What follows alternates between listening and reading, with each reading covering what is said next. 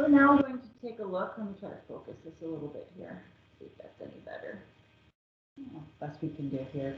Okay, we're going to take a look at topics 5, 6, and 5, 7, determining concavity of functions. And then we're also going to use the second derivative test to determine relative extrema. So let's take a look at this function here. Let's talk about concave up and concave down. So this piece of the graph is concave down. This piece of the graph is concave up. Concave down spills water, concave up kind of holds water, if you want to think of it that way. So what is the calculus definition for concavity? Well, if you look at the first derivative, the graph of f is concave up if the first derivative is increasing. Well, when is our first derivative increasing? Well, think about it. When was f of x increasing?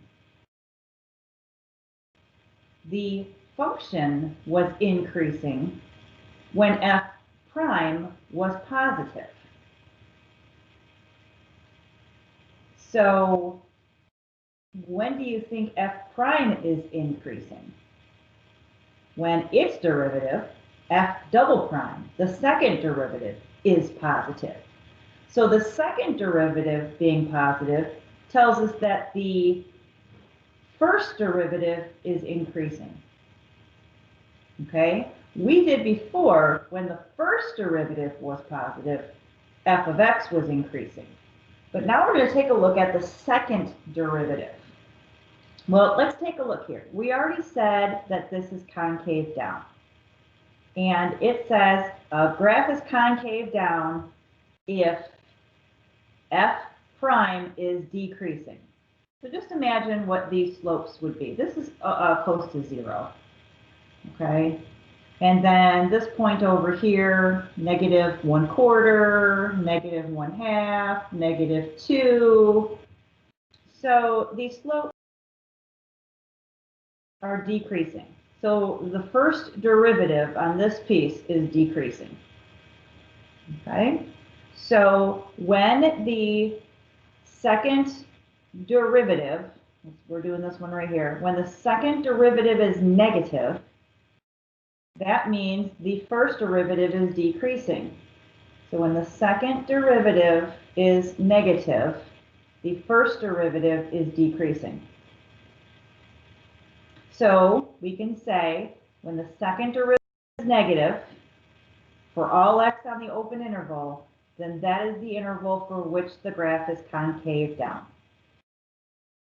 Okay?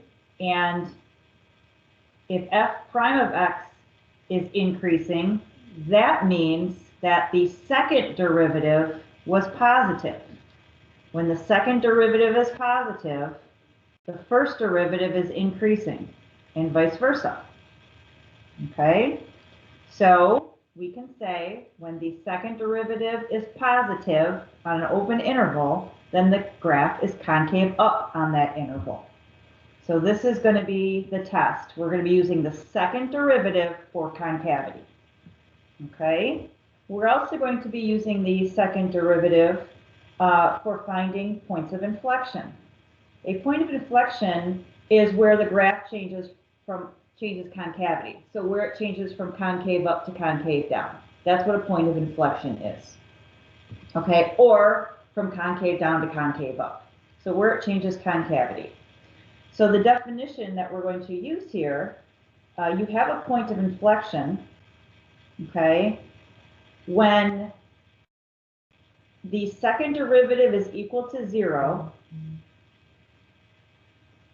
or f is not differentiable at c. So this point here is a point of inflection on the graph. Then either the first derivative would be equal to 0, or the function would not be differentiable at that c value. And what this case would be a point of vertical tangency. That's what this is referring to here, a point of vertical tangency. Okay, so let's go ahead and let's do a problem. And let's see how we're going to justify and how we're going to use things. okay? So example number 1 says determine the open intervals on which each graph is concave up and concave down and state any points of inflection. Okay, so if you remember, for increasing and decreasing, if a function was increasing and decreasing on the open, it was increasing and decreasing on the closed. We used closed intervals for increasing and decreasing. For concavity, you use open intervals. Again, it's not that big of a deal, but just so you know, if you want to follow, increasing and decreasing are closed intervals, concavity, open intervals. All right, so in order to answer any questions about concavity and points of inflection, we need the second derivative. So let's go ahead and find the second derivative. So the first derivative is what? 4x cubed minus 12x squared. So the second derivative is 12x squared minus 24x. Now, when you set your second derivative equal to 0, those are not critical. We don't call those critical points. We don't call those critical numbers. Okay, we call them points of interest. Okay, these are our points of interest, where these x values, only when you set your first derivative equal to 0 are those called the critical values, or a stationary value. But for the second derivative, we just call these points of interest. So again, how do we solve this? I'm going to go ahead and go over here. Factor first. 12x times x minus 2 set equal to 0. That's going to give you your points of interest. So we have 2 points of interest. We have x equals 0 and x equals 2. So we are going to put our points of interest on our number line. Okay, so we have 0 and we have 2. So we're going to do a sign chart for the second derivative. The sign chart for the second derivative. So I'm going to pick a negative number, and again, plugging it into here or plugging it into here, completely up to you. But again, this right here, no matter what I plug in, won't this always be positive? But what am I subtracting from it? So I'd rather use this. So let's plug in a -1. Okay, this will be negative. This will be negative. So a negative times a negative is a positive. Now when we plug in 1, this is positive, this is negative. So this interval, the second derivative, is going to be negative. And now let's plug in 3. Positive times a positive is a positive. Okay, so what does that tell us? If it tells you that your first derivative is increasing, but they're not going to ask you where your first derivative is increasing. They're going to ask you, where is your function concave up or concave down? Okay, so when your first derivative is increasing, what we really want to say is f is concave up. So here, if your second derivative is negative, that means that your first derivative is decreasing. But what do we want? We want to know, or you should know, that when your when your second derivative is negative, your function is concave down. Concave down, if you go back up to the definition, concave down is when your first derivative is decreasing. Really, all you can memorize is second derivative negative, concave down, second derivative positive, function is concave up. Okay, and then as I stated before, a point of inflection is where the graph changes concavity. Now that's the algebra definition. Okay, that's the algebra definition, where the graph changes concavity. So let me go ahead. Here's your support, but let's go ahead and answer the question, which is determine the open intervals of which the graph is concave up. So F is concave up. You could say up or upward, it doesn't matter. On what intervals here? No, they don't have a specified interval, so we're going from negative infinity to positive infinity. So it's concave up from negative infinity all the way up to 0. And what else? From 2, run off the screen here, from 2 to positive infinity. That's where it's concave up. Okay? Why? Again, they're not going to read this. You have to write your sentence that what does all of this mean? Here's your supporting work to go with your sentence. Because F double prime is positive. Okay? Now, where is it concave down? If it's concave down nowhere, you would say there are no intervals where it's concave down because the second derivative is never negative. Make sure you answer the question. If there, don't just leave it blank because there isn't any. So where is it concave down? F is concave down on what interval? 0 to 2. And the open interval from 0 to 2, because the second derivative is negative. Okay, that's the calculus definition for concavity. Okay, and it says state any points of inflection. State any points of inflection. Well, again, the algebra definition for points of inflection is where it changes concavity. So this is concave up to concave down to concave up. Okay, so F has points of inflection at x equals 0 and x equals 2. Now again, points of inflection is where the graph changes concavity, but again, that's an algebra definition. So what calculus? Again, we're talking about the second derivative tells us about concavity inflection point. So what can you tell me about the second derivative went from positive to negative, and then it went from negative to positive. So as long as the second derivative changed signs, it doesn't matter what direction, you've changed concavity, which means you have an inflection point. So F has points of inflection at x equals 0 and x equals 2 because the second derivative changed signs. That's the calculus justification. Okay? All right, let's try the next one.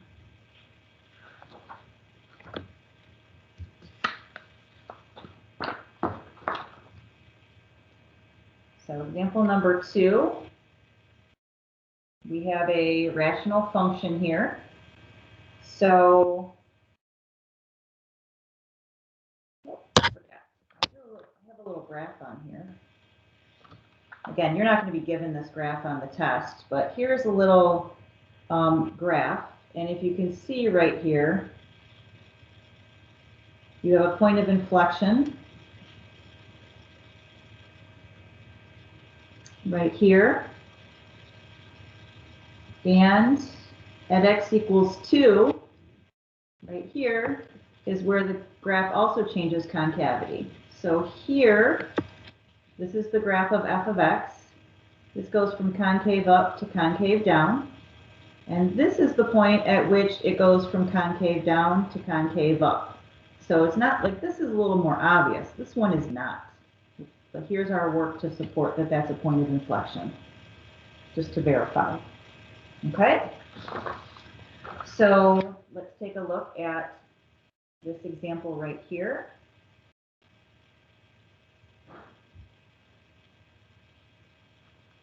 Oh, I've got the wrong graph there.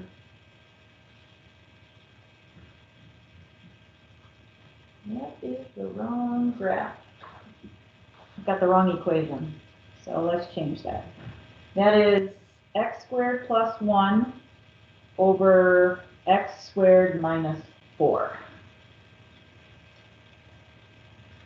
So change that. Okay, so let me just go over this. You have your domain, you have vertical asymptotes at x equals plus and minus 2 from here.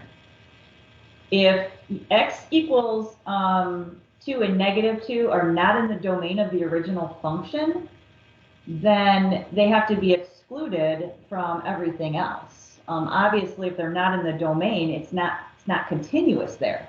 And if the function is not continuous there, it can't be differentiable there. So we have to take that into consideration. But you don't really have to look at the first derivative, or f of x, because this is going to come out derivative anyway. So let's go ahead and let's find the first derivative. And for sake of time, we're going to use the quotient rule. It's going to take 3 or 4 steps. If you want to practice the quotient rule on your own, go right ahead. But for sake of time, I'm just going to go ahead and give you the answer to the first derivative, which is a negative 10x. And there are many times that they will give you the answer to the first or the second derivative on a free response to save you time. It's usually you'll find the first derivative, and then it will say, okay, the second derivative is this. Now answer these questions. So it is possible that it would be given to you. So again, you should practice the quotient rule, showing your steps to get to this. You cannot do this in your head. It is a multiple step process that on a test you should show. Okay? And then if we use quotient rule again, okay, we would get the second derivative. So again, you can do that on your own time if you want to practice the quotient rule again. I'm more concerned on what the second derivative tells us. And the reason why I want to do this problem is because of the denominator having undefined values, or the function having values. Okay, so quotient rule on this one gives us this. Quotient rule on this one gives you this. You can practice that if you need more practice on quotient rule. Okay, so when we set our second derivative equal to 0, or even our first derivative for that matter, if it's a rational function and we set our first derivative equal to 0, that is the same thing as setting the numerator equal to 0. Algebraically, that's what's going to happen. So when we set our numerator equal to 0, that's the same as setting the derivative equal to 0. Because you're going to multiply through by the denominator, it's going to cancel out anyway. When you set your denominator equal to 0, that's where the derivative is undefined because you cannot divide by 0. Okay? So if you divide by 10 here and subtract 4, you get negative 4 equals 3x squared. Right? That's never going to happen. That's never going to equal a negative. What do we have over here? Take the cube root of both sides, we get 0 equals x squared minus 4. So here we get x equals plus and minus 2. So this is where the second derivative is equal to 0, which is nowhere. And this is where the second derivative is undefined. Actually, the first derivative is undefined there, and the function happens to be undefined there. So those are still points of interest because we want to know when the second derivative is equal to 0 and when it's undefined. Just like we want to know when the first derivative is equal to 0 when the first derivative is undefined for the increasing and the decreasing. Same thing.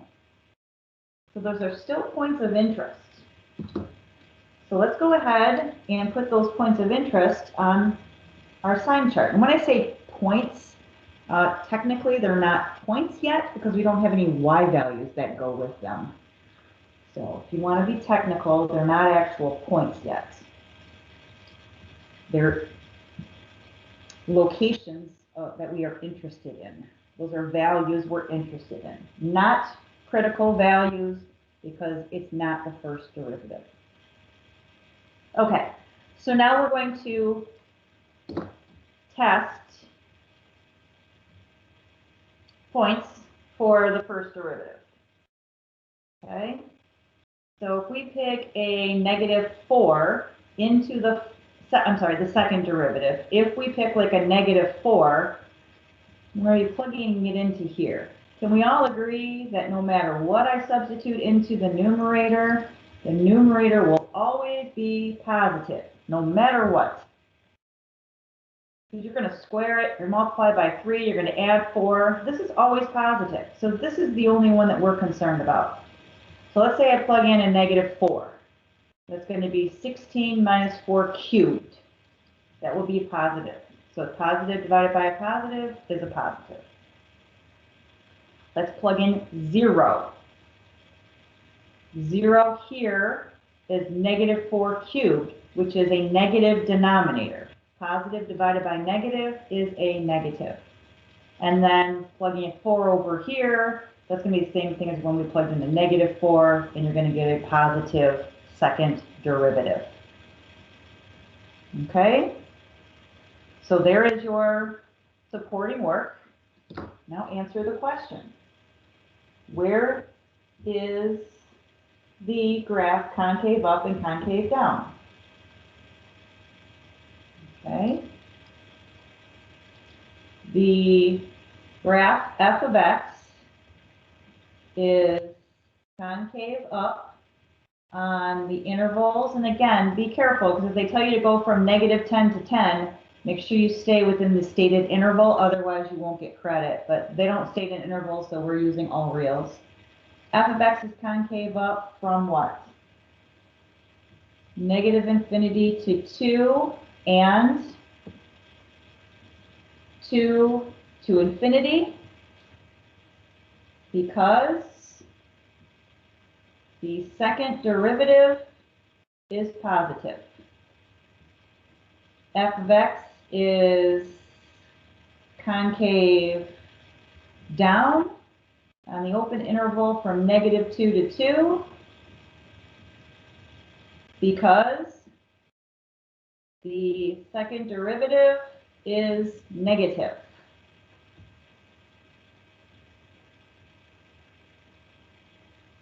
Okay, are there any points of inflection? Are there any points of inflection? A point of inflection is an ordered pair where a graph changes concavity. Well, looking back up here, the function is not continuous at -2 and 2. So there are no points of inflection. Oops.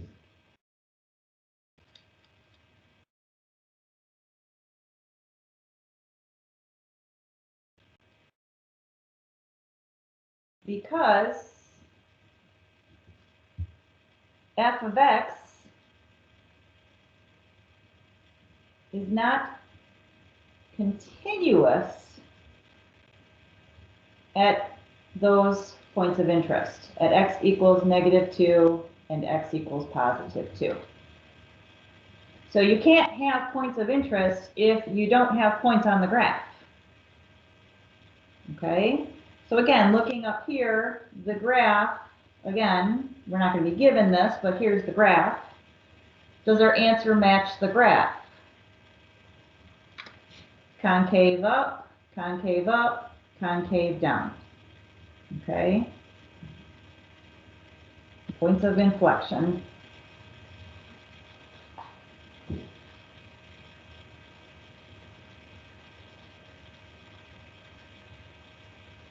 All right. All right, and next is the second derivative test. This is an additional test to determine if you have relative extrema. This is another way to determine if you have relative extrema. Now, we've already used the first derivative test, but sometimes, based on the given information, you have to use the second derivative test. It's not always that you have to use it. You can use one or the other. Most of the time, the first derivative test is sufficient. But there are times that you don't know about the first derivative, so you have to use the second derivative test. And there are times when the second derivative test is inconclusive. Okay? Now, you've got these two cases. There is a third case here. When your second derivative is equal to 0, the test is inconclusive, and you cannot use it.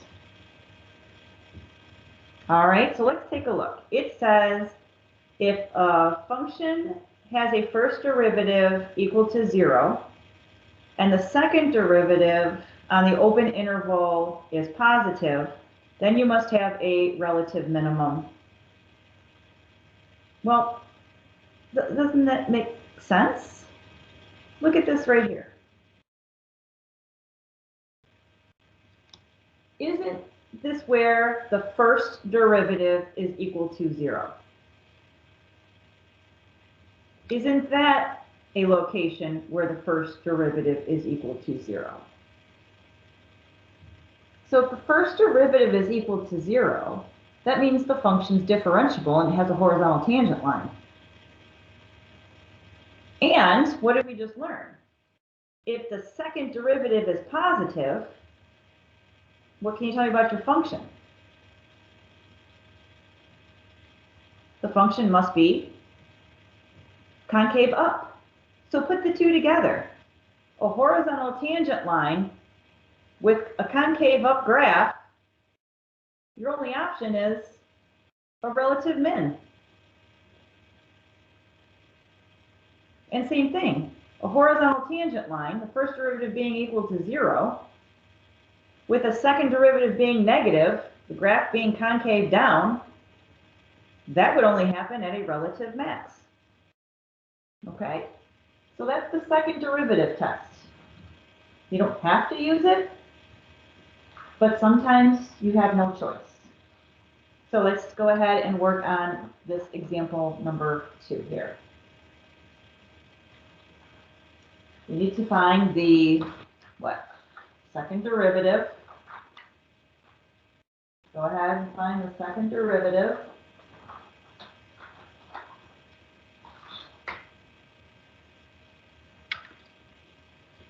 So let's see, f prime of x equals negative 15x to the 4th plus 15x squared.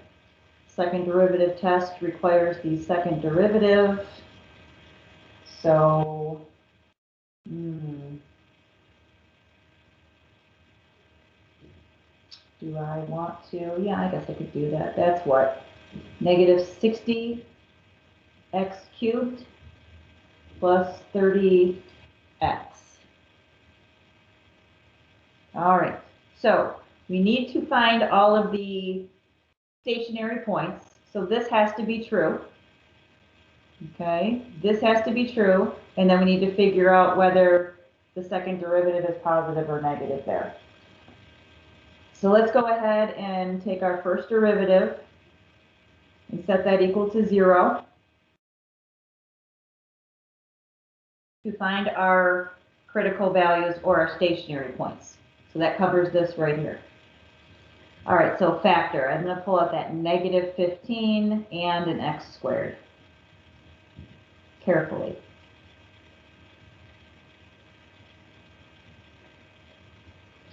So our stationary points, or our critical values, could occur at 0 and plus and minus 1. 0 and plus and minus 1. Okay? So that's where our first derivative is equal to 0. Now, our second derivative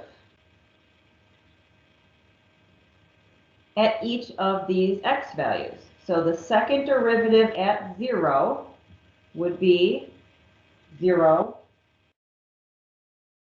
plus 0.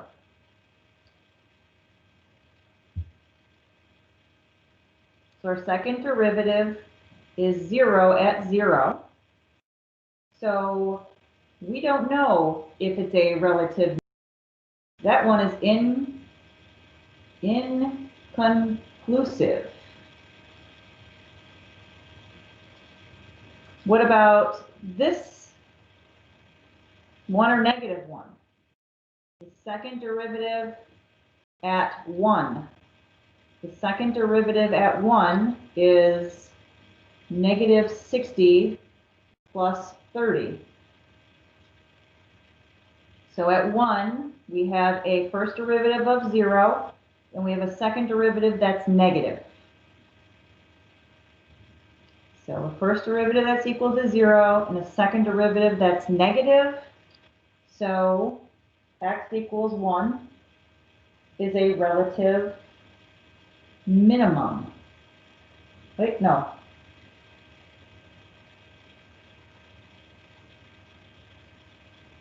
Minimum or maximum? Is that right? Did we get that right? Maximum. Yeah, maximum. Okay. And then negative 1. When I plug in negative 1 into here, that's a negative times a negative, which gives me a positive 60. And I plug a negative into here, I get a negative 30, which gives me a 30. So, first derivative equaling 0, second derivative negative, second derivative positive, greater, this is greater than 0, you have a relative min. Okay?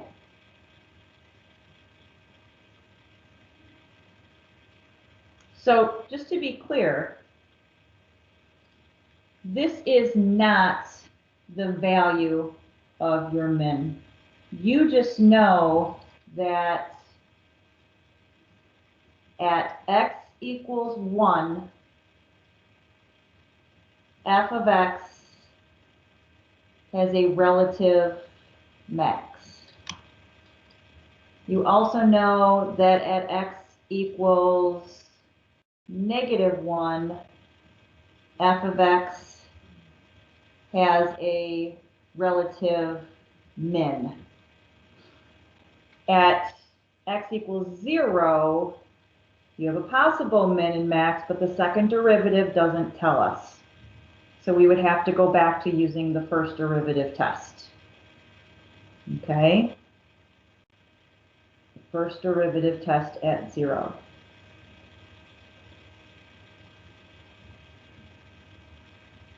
Well, let's see what else. Did it ask us anything else? Here's the graph right here.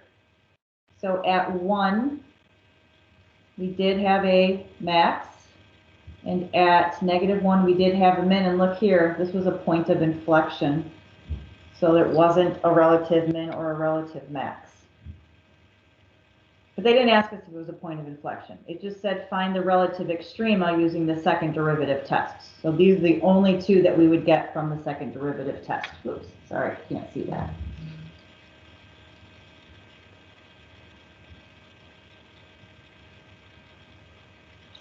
Okay, so something else to memorize. You don't have to use it very often, but you do have to know what it is. All right, now we've got last question, kind of puts everything together. We've got a table here. It says that you're given the values for, you've got your x values, you've got your first derivative, you've got f of x, your first derivative, and the second derivative. That's all you know are the values. It says that you have 2 zeros for the first derivative. So right here. First derivative equals 0 here, and here, and don't forget it's undefined here. So that's something we have to look at. Those are critical values. So x equals -1, 3, and 7 are critical values. Now, our points of interest for the second derivative are at x equals 1 and at x equals 7. Okay, those are our points of interest. All right, so it says identify all x values where f has a relative min. Okay, so those are all critical values.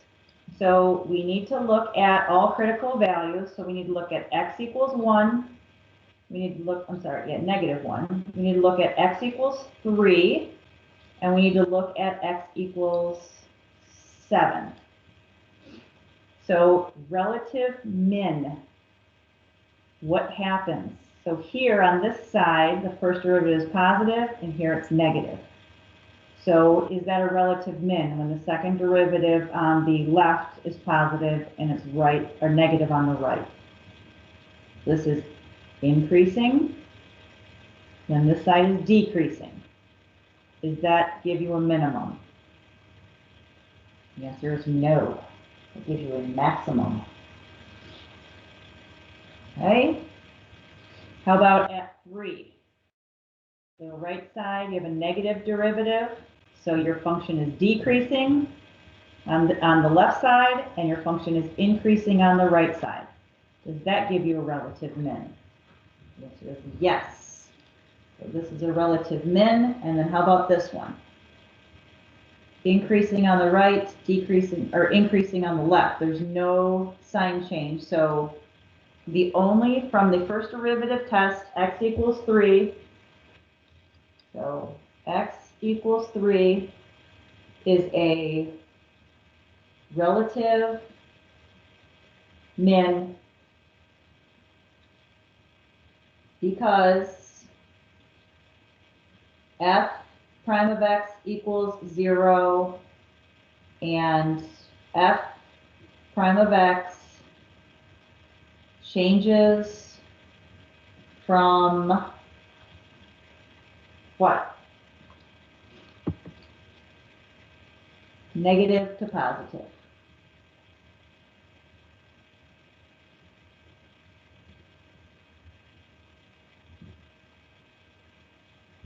Okay, and again, I would just reiterate at x equals 3. Where does it change from negative to positive?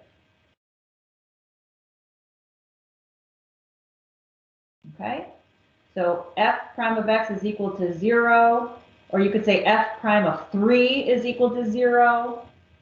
Okay, make sure you're very specific. Now, again, if you don't remember which one's positive, which one's negative, draw yourself a little picture. Okay, if I know that this side is negative and this side's positive, this tells me that my function is decreasing, and then this tells me that my function is increasing on this side. So that's a relative min. So instead of memorizing it, draw yourself a little picture if you get confused. Okay, now it says identify all x values where f has a relative maximum, but use the second derivative test. They're not going to usually tell you which test to use. It's completely your choice, but and you don't have to state, I'm using the first derivative test, or I'm using the second derivative test. You don't have to tell them what test you're using. You just have to use it. Okay? But it wants us to use the second derivative test, so we will. So in order to use the second derivative test, you have to have the first derivative equaling 0. Okay? You have to have the first derivative equaling 0.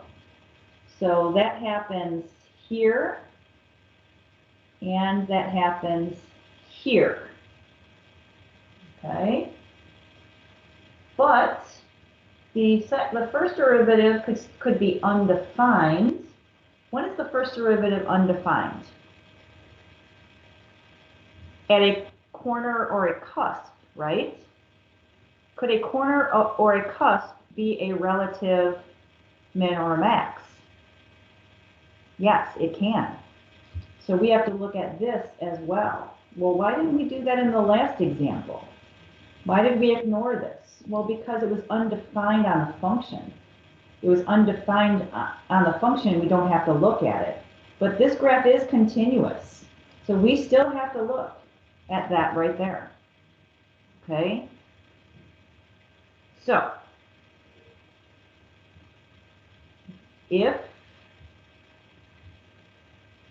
this is equal to 0 and this is negative, first derivative equal to 0, second derivative is negative.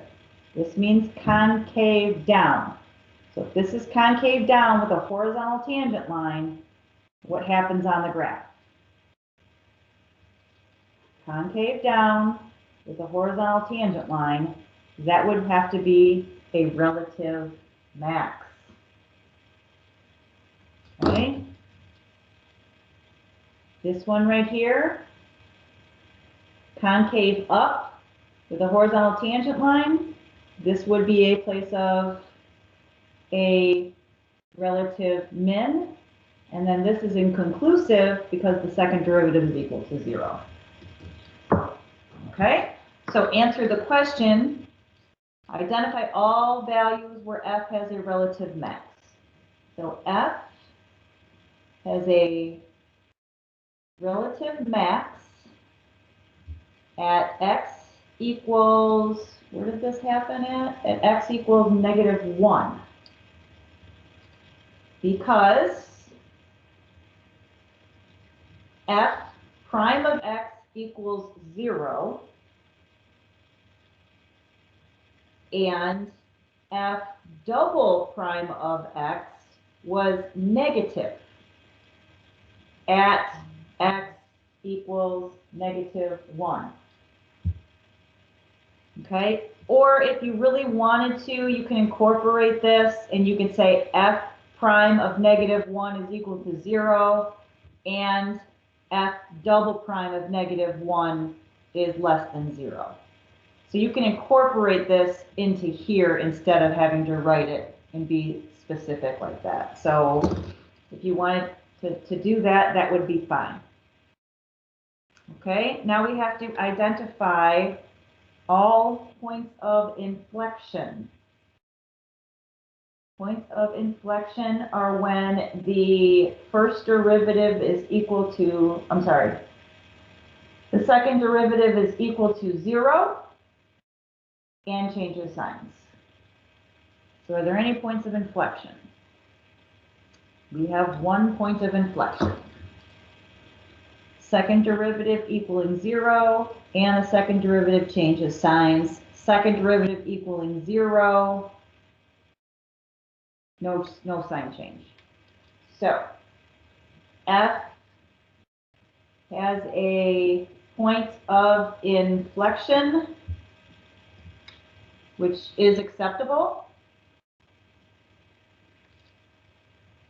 at x equals 1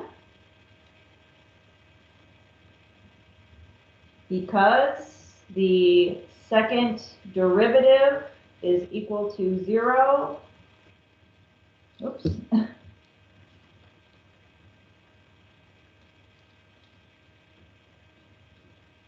Again, this pretty much tells you if the second derivative is equal to 0, that means the first derivative was defined and the graph is continuous. And the second derivative changes signs, therefore the graph changes concavity, but again, that's extra. Okay? And you don't even have to tell me if it changes from positive to negative or negative to positive. Just as long as the second derivative changes signs, as long as the function is continuous there, we're good. On the example that I did before, The second derivative changed signs, but it wasn't continuous there, so you can't have a point of inflection. All right, last but not least, write an equation of the tangent line to the curve y equals f of x at x equals 5.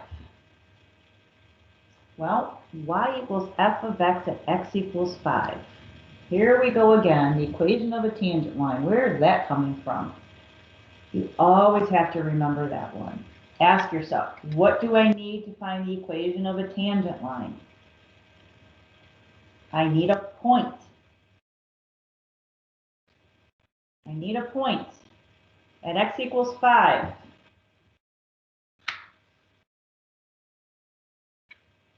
What is the y value? 3. What is the first derivative? 2. What does that have to do with anything?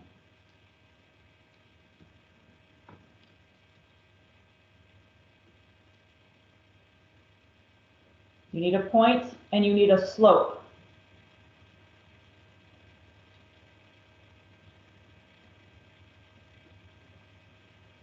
So what did we say the first derivative was? 2.